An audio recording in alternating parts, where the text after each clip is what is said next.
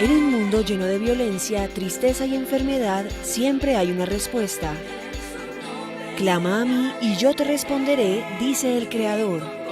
El Tabernáculo de la Fe presenta un mensaje de esperanza.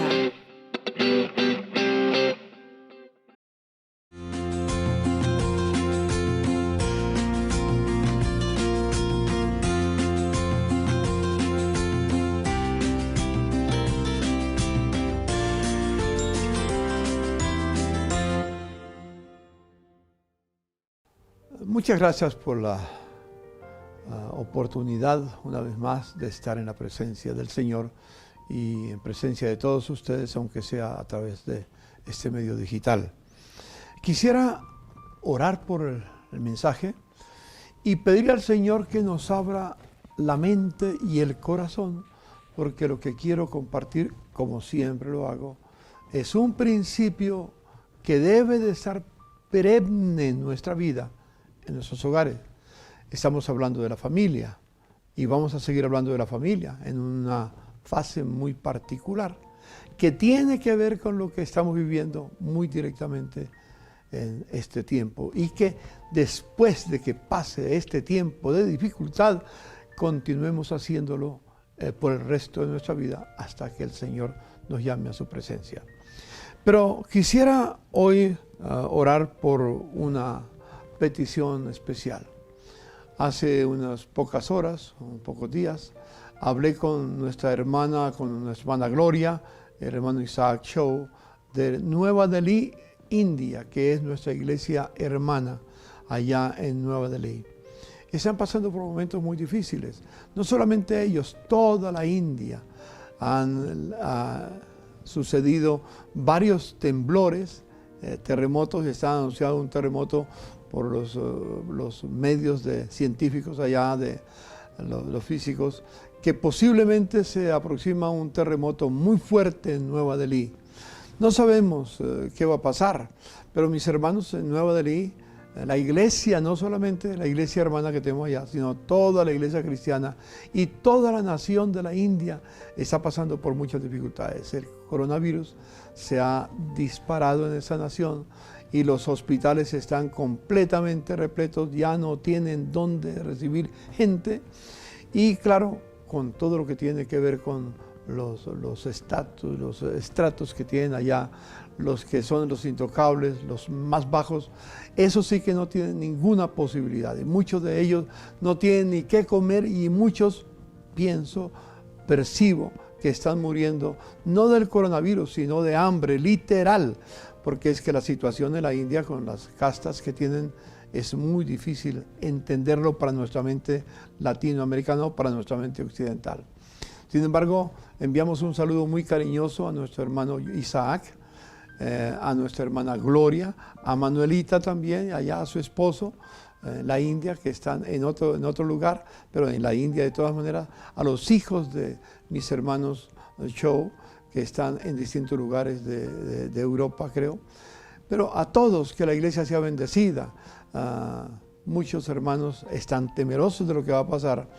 Y claro, es otra cultura completamente nueva, distinta para nosotros, nueva para nosotros. No entendemos lo que es vivir en una nación que no está basada en los principios bíblicos, sino en los principios paganos, los principios de otras confesiones religiosas que no tienen nada que ver con la Biblia, que no tienen nada que ver con un mensaje de esperanza, porque los mensajes que predican no son de esperanza. Pero vamos a orar para pedir que haya esperanza para sus vidas. ¿Me acompañan, por favor? Querido Jesús, te quiero dar gracias por mis hermanos en Nueva Delhi, a mi hermano Isaac, a Glorita, allá en la India, a Manuelita, a su esposo, a sus hijos, a los hijos de mis hermanos, a la comunidad, a la iglesia que está pasando por momentos difíciles, y las posibilidades de lo que se ha anunciado, que puede haber un terremoto muy devastador en la India, con todo lo que está habiendo, con las dificultades climáticas que se encuentra, Señor. En fin, no solamente la enfermedad, sino el hambre y otras circunstancias que están viviendo. Señor, te pedimos que nuestros hermanos, hermano Isaac, mi hermana Gloria, Manuelita y su esposo, en las congregaciones que están atendiendo, Señor, que están pastoreando. Esas congregaciones y las demás congregaciones en la India sean protegidas en el poder de Jesucristo.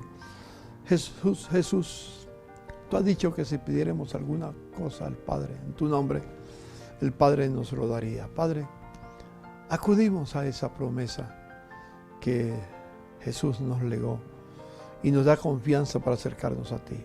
Señor, bendice a la India, bendice la iglesia, bendice a los cristianos, que esta sea una oportunidad para que el reino de Dios avance y muchas personas que viven sin ninguna esperanza puedan llegar a tener por primera vez en la vida esperanza, no solo por el tiempo, sino por la eternidad. Señor, que tu gracia, que tu amor se deposite en la iglesia, en los redimidos por la sangre de Jesucristo, y la India por fin llegue el instante que le abre los ojos al cielo para escuchar tu voz, Señor mío, y que les dice que abandonen su idolatría y vivan para ti, Señor Jesús. Señor, los entrego en tus manos, especialmente a la familia Ojeda, que está allá donde se encuentren. A ti sea la gloria y la honra, Señor. También te doy gracias por los que son fieles con sus diezmos y ofrendas de nuestra comunidad. Señor, que nada falte en sus hogares. En el nombre de Jesús. Amén.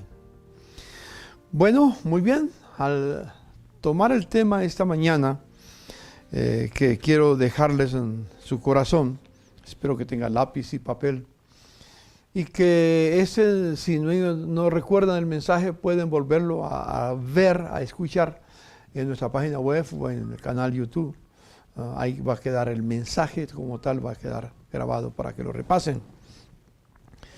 Estaba pensando en el tema de hoy y me acordé del momento en que el profeta Elías hizo el desafío para que los que estaban en Israel, los que estaban allí en ese lugar, tomaron una decisión, y el Dios que respondiera por fuego, ese era el Dios de Israel.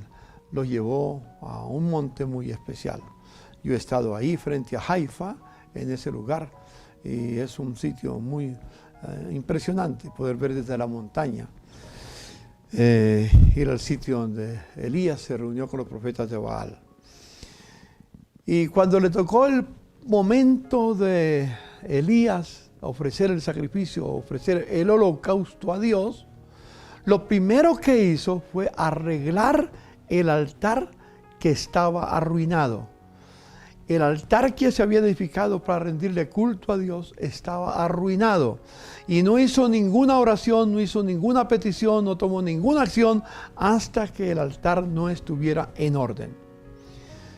Pensando en eso, yo quiero decir que hay un altar que Dios ha establecido en la tierra, en cada uno de nosotros, y es el hogar. Y es precisamente de ese altar familiar, de ese altar del hogar, que yo quiero hablar en esta mañana, o en esta hora que estoy hablando. Tal vez muchos altares en muchos hogares tienen altar arruinado, y tal vez algunos ni siquiera lo han construido, posiblemente ni siquiera algunos lo han tenido en cuenta. Yo no sé, no entiendo, pero a medida que estudiemos la palabra de Dios, examinemos si en nuestra casa hay un altar para Dios, si alguna vez lo tuvimos y está arruinado, o está funcionando, de qué manera está funcionando. Entonces, quiero tener eso en mente como introducción a nuestro mensaje.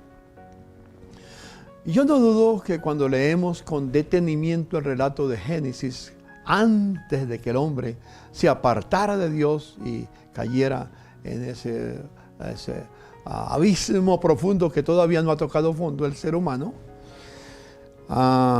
el jardín del Edén, como Dios lo estableció, era un altar de adoración.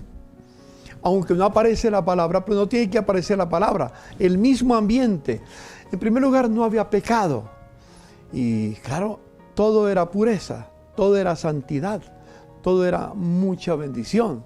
Había, en los primeros días, hubo mucha obediencia. En fin, lo que el Señor decía se cumplía.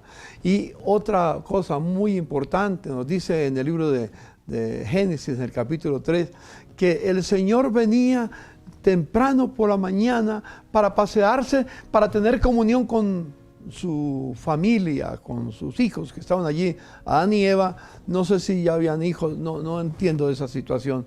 No importa, venía para tener comunión con su familia, con Adán y Eva especialmente, todos los días. Es decir, el jardín del Edén, como lo percibo, como se puede leer de las Escrituras, extraer de las Escrituras, era un altar para Dios. Era un altar familiar para el Señor, y donde se esperaba que Adán y Eva rindieran culto a Dios permanentemente en su presencia. Pero sabemos lo que pasó. Desobedecieron, se apartaron del Señor y vieron dificultades. Pero inclusive antes de que Adán y Eva fueran echados fuera del Edén, Dios hizo un sacrificio. ¿Por qué?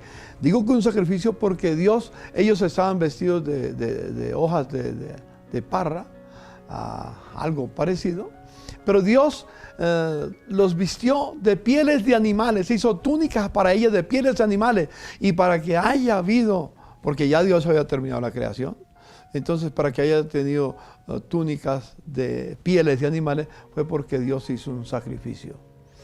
¿Qué sacrificó? No sé, no dice. Posiblemente fue una oveja.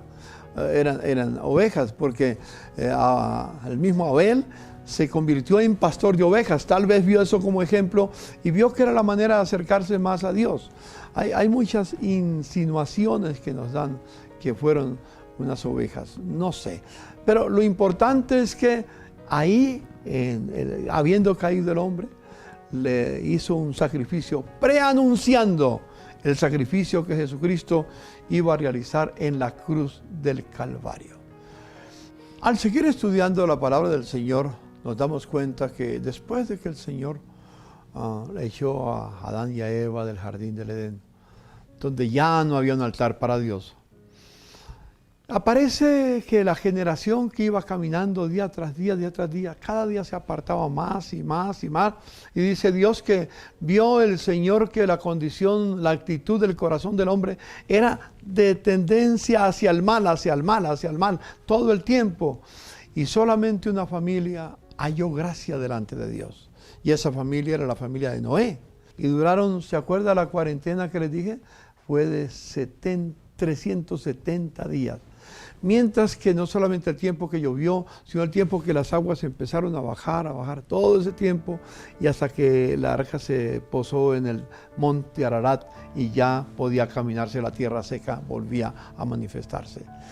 Lo primero que hicieron Noé y su familia cuando salieron del arca fue construir un altar para ofrecer un holocausto al Señor. Vuelve a restaurarse ese principio del altar familiar. Fue Noé con su familia que construye un altar y ofrece un sacrificio a Dios, y percibió Dios olor grato de la tierra, del perfume que salía de ese altar para Dios, para Él.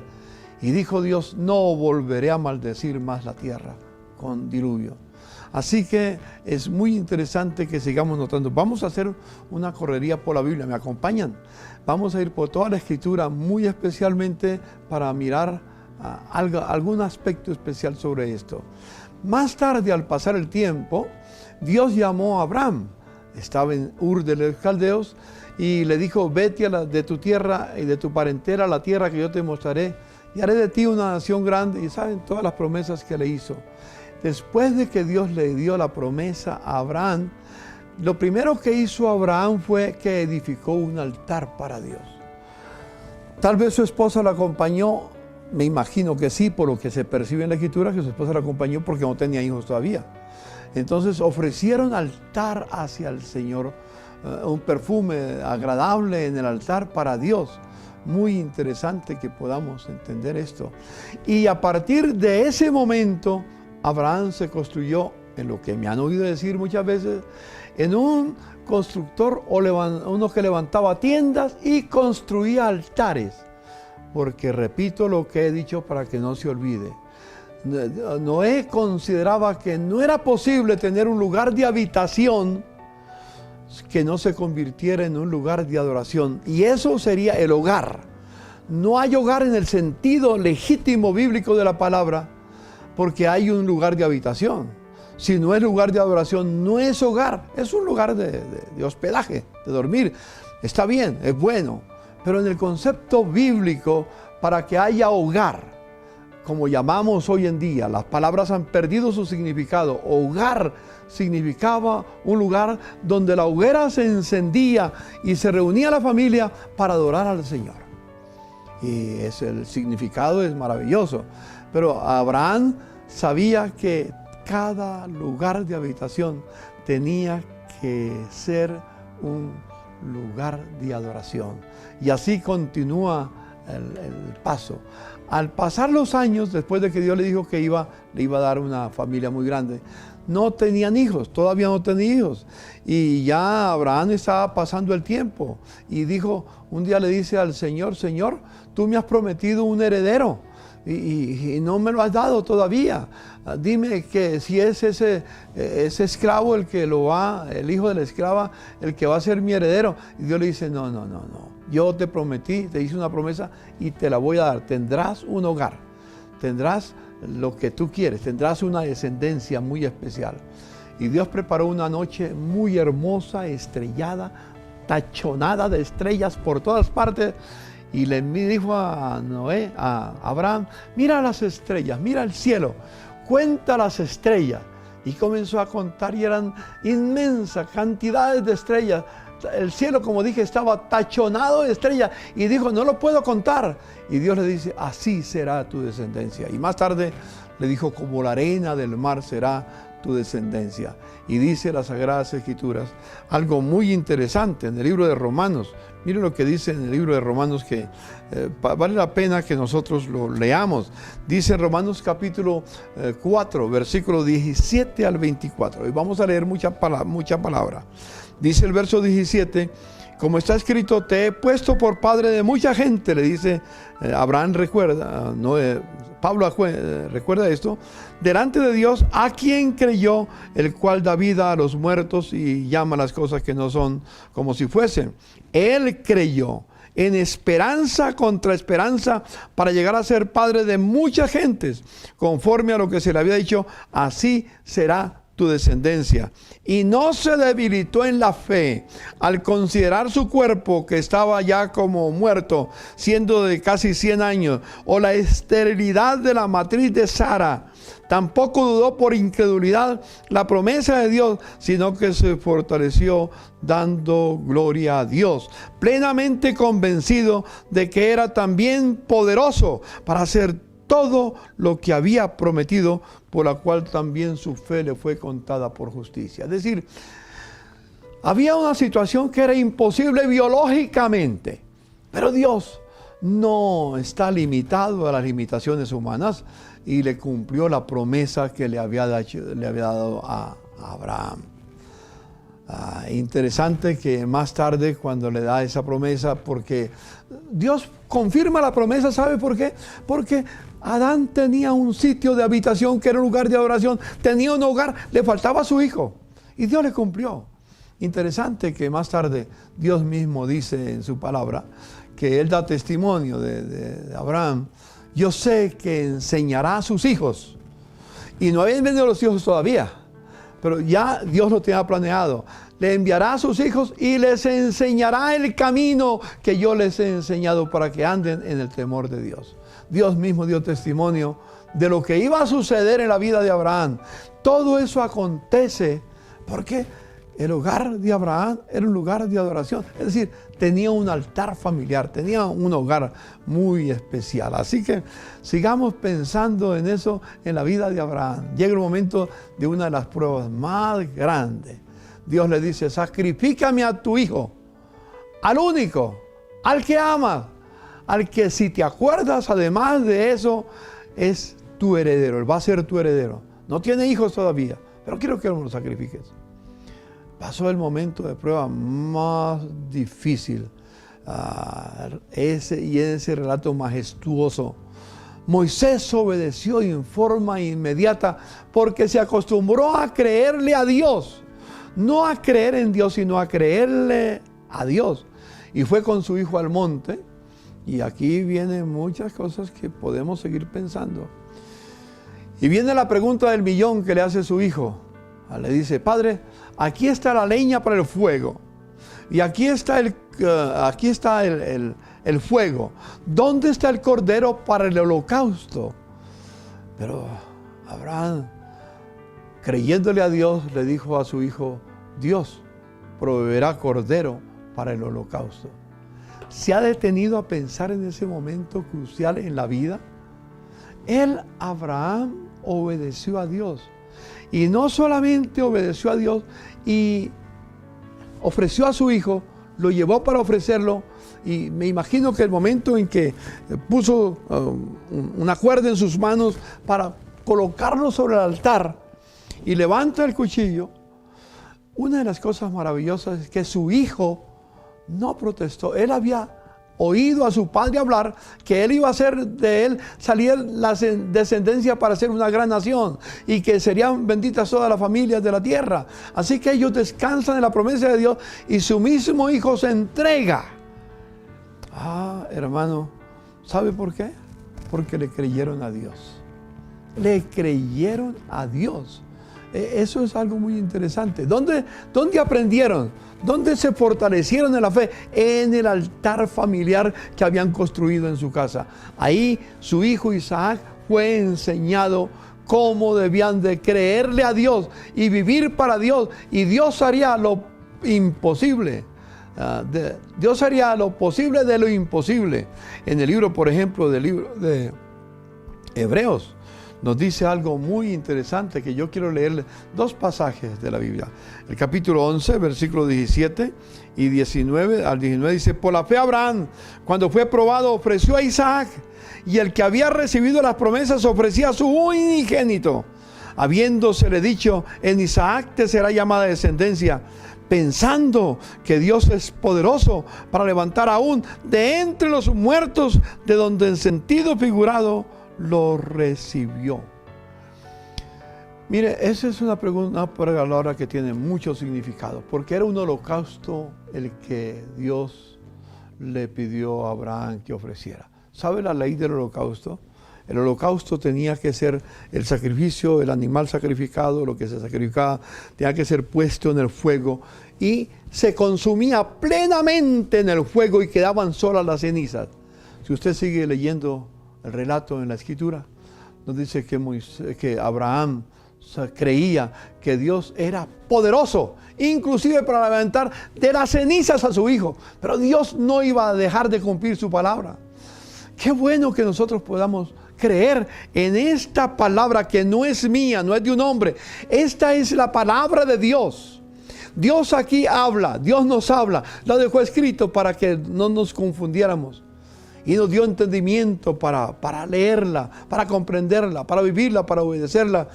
Todo lo que Dios ha prometido en este libro, único en la tierra, único en el mundo, en la historia, en los milenios que han pasado, todo lo que Dios ha prometido se cumplirá. Pero donde Abraham afinó su vida, la de su esposa, la de su hijo Isaac, para creerle a Dios, en el altar familiar, en el hogar. Es algo que tengamos en cuenta. Abraham entonces como tal se convirtió en un modelo para su descendencia. Por ejemplo, si miramos en la vida de Isaac, en el capítulo 26 de Génesis, voy a anotarlo solamente, no lo vamos a leer. Capítulo 26 de Génesis, versos 23 al 25, Isaac también levantó una tienda y construyó un altar. Él sabía la importancia de la tienda y del altar, de tener un hogar para Dios, un altar familiar. Jacob, su nieto, hizo lo mismo. Si ustedes leen en Génesis capítulo 35, versículos 1 al 7, algo muy importante. Cuando venía y estaba ya reconciliándose con su hermano, él quería levantar nuevamente un altar, un sitio de habitación y un altar para Dios, para tener su hogar. Y lo primero que hizo, esto es muy interesante, en Génesis 35 nos dice, lo primero que hizo fue limpiar su casa de los ídolos que traían de la tierra de su suegro, donde estaba, del padre de su esposa. Sacar los ídolos, es decir, en cierto sentido dice lo de Elías, restaurar el altar que estaba arruinado. Es necesario que nosotros, para que podamos ofrecer un sacrificio puro al Señor, un altar familiar que se convierta en nuestro hogar, es necesario quitar todas aquellas cosas que no agradan a Dios en nuestros hogares. Yo no sé lo que tienes en tu hogar que a Dios no le agrada. No soy quien para decirte, el Señor te indicará. Pero lo primero que hizo Jacob fue limpiar su hogar, y después de que lo limpió, entonces levantó un altar para Dios. Toda la descendencia, esas 3 generaciones, Abraham, Isaac y Jacob, como se menciona vez tras vez, ellos eran personas que tenían altares para Dios. Pero voy a seguir en algo muy interesante. Sigamos con Moisés. Todo esto es una historia para poder entender que no es simplemente de 2 o 3. Moisés, ¿dónde aprendió Moisés a creerle a Dios y a confiar en Él?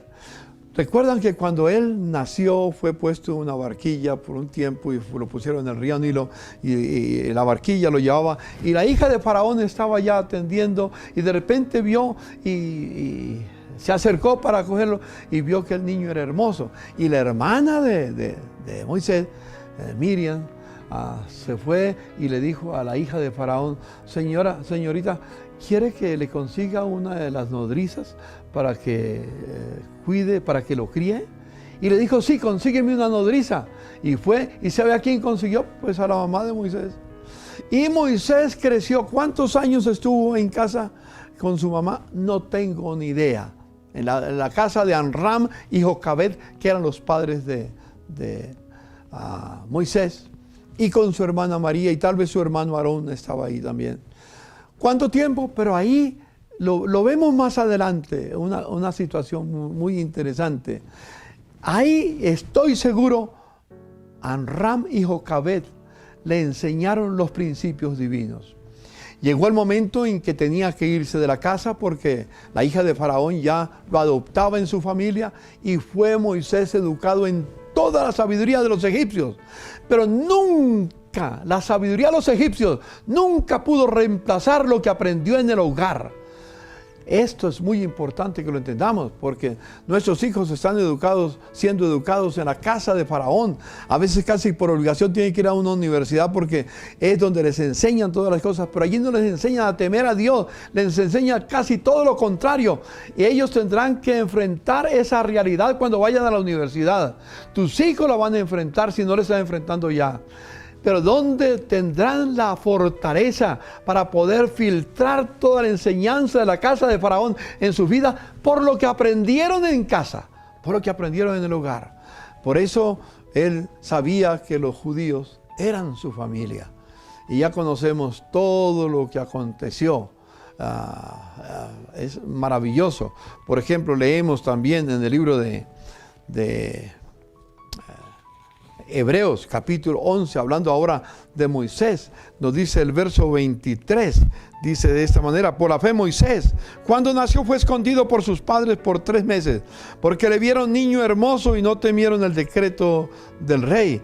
Por la fe Moisés, hecho ya grande, se rehusó llamarse hijo de la hija de Faraón, habiendo sido educado en toda la sabiduría de los egipcios, dice, escogiendo antes ser maltratado con el pueblo de Dios que gozar de los deleites temporales del pecado, teniendo por mayor riqueza el vituperio de Cristo que los tesoros de los egipcios, porque tenía puesta la mirada en el galardón. Por la fe dejó a Egipto, no temiendo la ira del rey, porque se sostuvo como viendo al invisible. Por la fe celebró la Pascua y la aspersión de la sangre, para que el que destruía a los primogénitos no los tocase a ellos.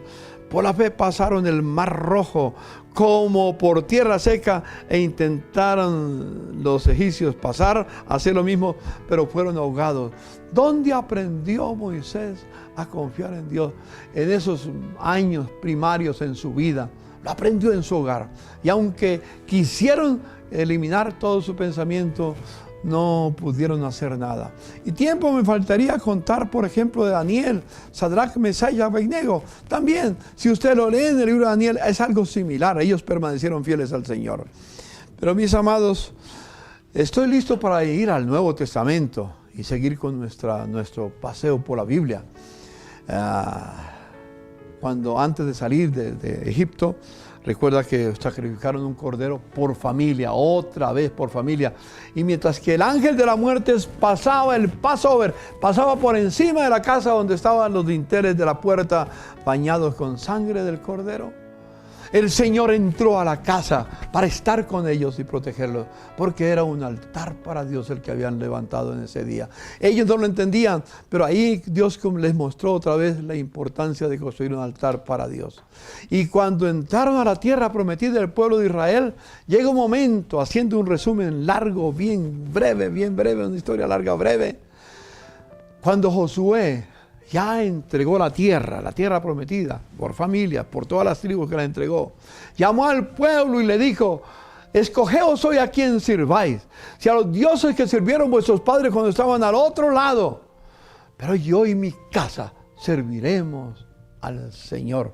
Yo y mi casa serviremos a Jehová.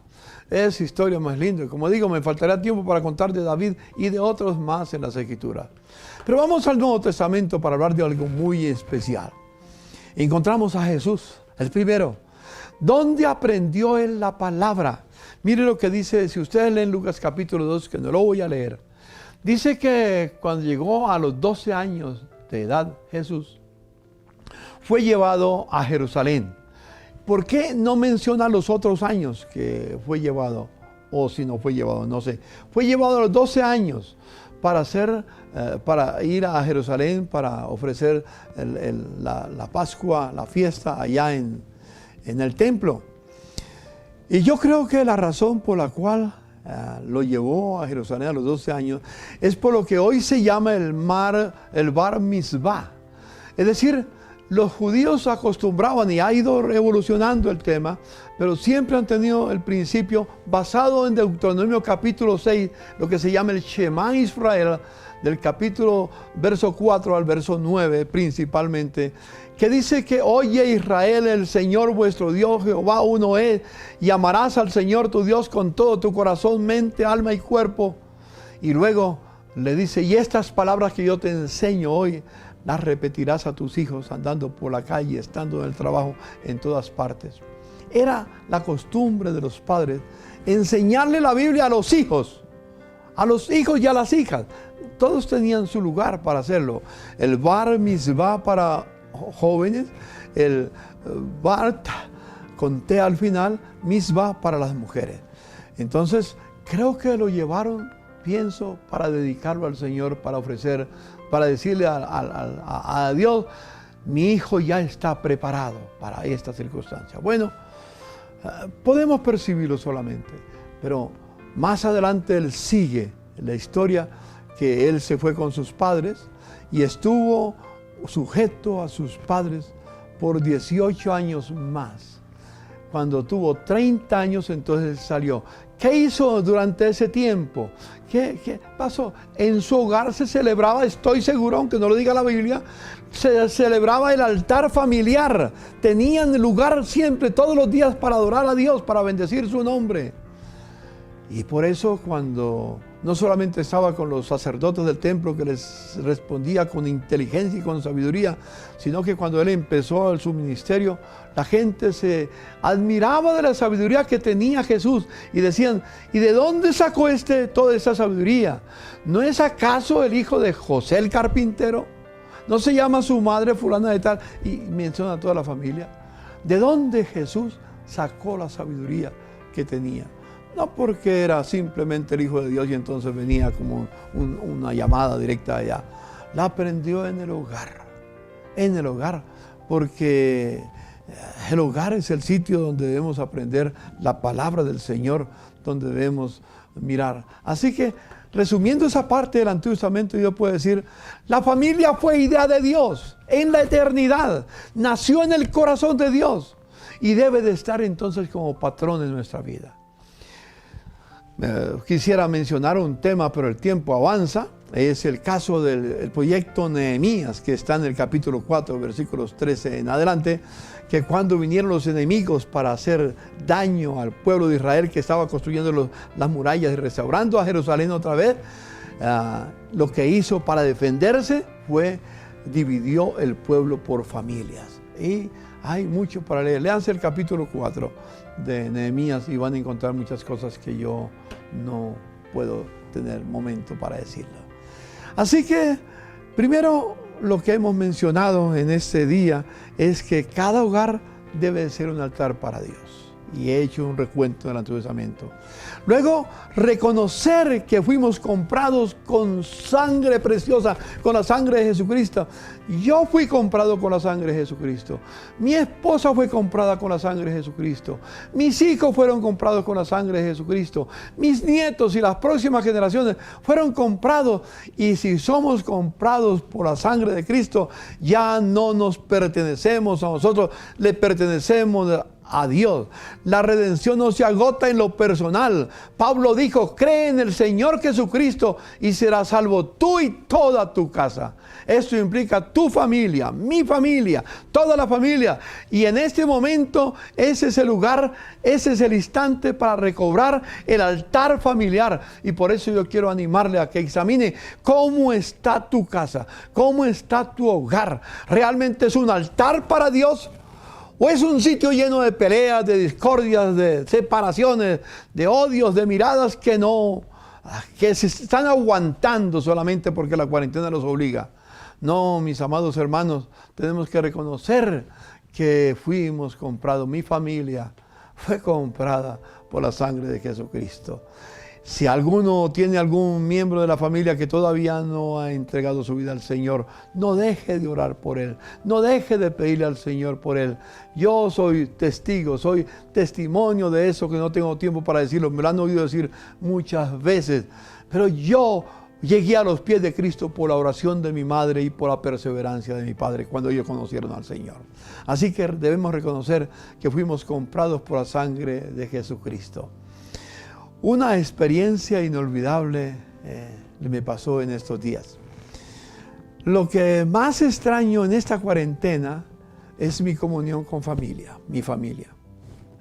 Todos los domingos, con la familia que estaba aquí en Bogotá, porque la que está en Estados Unidos, pues muchas veces nosotros vamos allá para estar con ellos, pero siempre hemos tenido ese concepto de familia.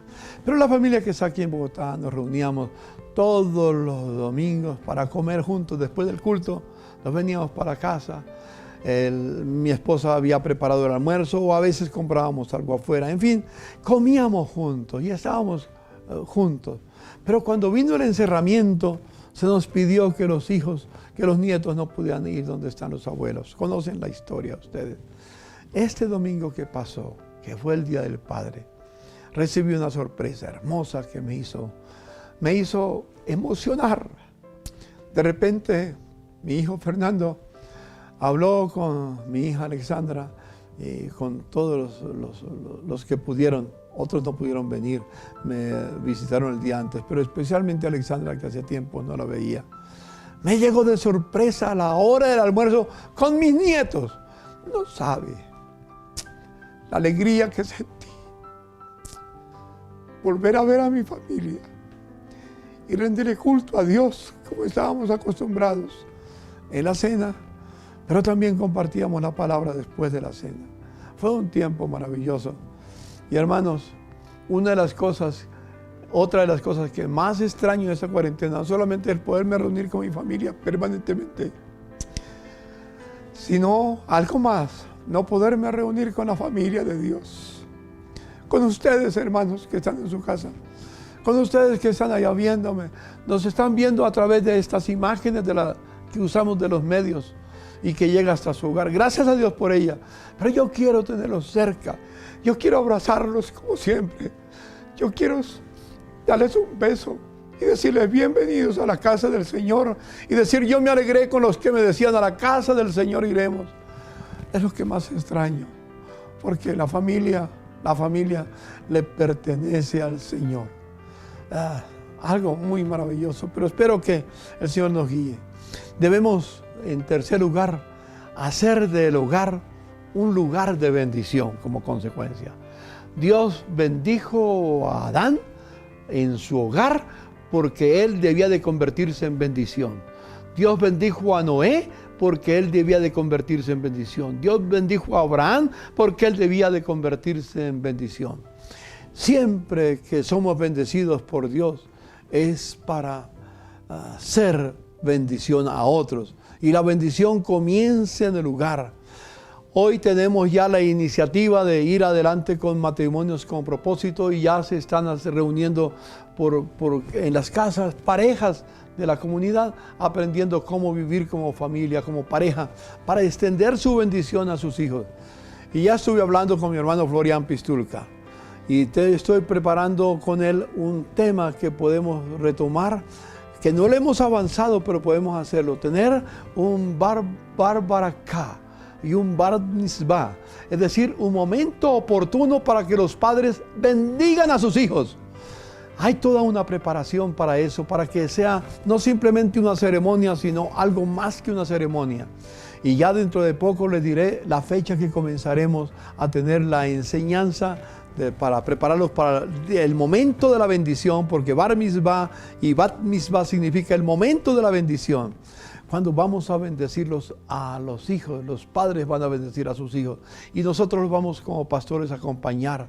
Así que y les diré, pero por favor, esté preparado porque les daremos la fecha para que se inscriba, para poder saber cómo podemos manejarlo. Entonces, es algo muy especial. Y además de eso, debemos reconocer que el matrimonio es un pacto para toda la vida. Si queremos que el matrimonio sea bendición para los hijos, tiene que reconocerse que es un pacto para toda la vida. El matrimonio siempre se hace entre tres, entre el hombre, la mujer y Dios. Recuerdan que he dicho un triángulo. Un lado del ángulo pertenece al hombre, el otro lado del ángulo, la mujer. Y encima en el ángulo superior está Dios. Y mientras más cerca el hombre esté con Dios y más cerca la mujer esté con Dios, más cerca estamos los unos a los otros. Y entonces nos convertimos en bendición para poder vivir el matrimonio en el amor de Dios. Yo el 25, hace unos pocos días de esta semana, cumplí 60 años de matrimonio. Hermanos, fue una bendición ese día. Tuve muchas llamadas, muchos acercamientos de hermanos que me hicieron muchas cosas hermosas. La verdad, de cumplir bodas de diamante en el siglo XXI no es fácil. ¿Sabe? La mayoría de los matrimonios que se hacen hoy nunca piensan en llegar a esa fecha, simplemente piensan en estar unidos hasta que otro u otra los separe. O las circunstancias los separen, o cualquier otra cosa. Pero pude tener las bodas de diamante. Estoy con bodas de diamante con mi esposa, 60 años de matrimonio, porque hicimos pacto matrimonial. Y por último, déjeme mencionar algo. Cada uno, como consecuencia, entonces, debe de hacer un compromiso con Dios. El hombre, hacer un compromiso para que su hogar se convierta en un altar para Dios, en ser profeta de su hogar. ¿Qué quiere decir profeta de su hogar? Uno que recibe la palabra de Dios y le enseña a sus hijos, le enseña a su familia, le enseña a sus seres queridos. Pero a la vez, el hombre debe ser un sacerdote en la casa. ¿Qué significa un sacerdote? Un sacerdote es uno que representa a la familia, se arrodilla delante de Dios, piensa delante y presenta a su familia y ora por su familia. Como profeta representa a Dios en la familia, como sacerdote representa a la familia ante Dios. Y luego, como siguiendo la imagen de Jesús, ser rey o ser mejor la autoridad, ser, si me permiten la expresión, ser el mayor en la casa, el responsable de la casa, pero el mayor no es el que se sienta a la mesa, es el que sirve. Es decir, poder contemplar esos principios que aprendemos en hombres de valor. Y los hijos aprenden a honrar a su padre y a su madre, como lo dice el mandamiento en la palabra de Dios. Como conclusión, quiero decir, les hago un llamado al compromiso. No viviremos más por los principios humanistas que se quieren establecer en la agenda globalista. La agenda globalista quiere terminar con la familia como Dios la estableció. Y por eso está la ideología de género. Para acabar con la familia como Dios la estableció. Para que nunca la familia jamás vuelva a ser un altar para Dios. Vuelva a ser un hogar. Puede ser cualquier cosa, pero no un hogar como Dios lo estableció. Es la condición que el humanismo nos desafía hoy en día. Pero en esa cuarentena nosotros estamos recobrando el principio.